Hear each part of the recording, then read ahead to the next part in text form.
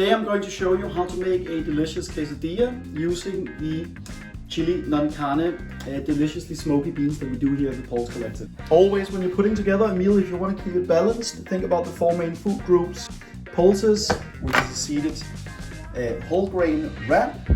And then we've got our vegetables, fruits and vegetables over here. And then in this quesadilla, I'm also adding a little, well of course because it's a quesadilla, you have to have some cheese. Basically this is going to become like a little slaw type salad that I'm going to do with it.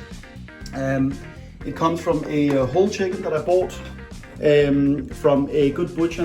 If you do choose to eat meat, use less but better quality flavor rather than being main thing.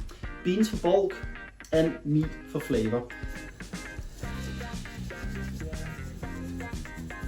And now we're just going to let that chicken breast dry brine with the salt for approximately 10 minutes. You could also do it overnight if you want an even more succulent result. Salt being the main ingredient, but you can add all sorts of other herbs which the salt will then help penetrate deep into the meat. So dry brining is a really great trick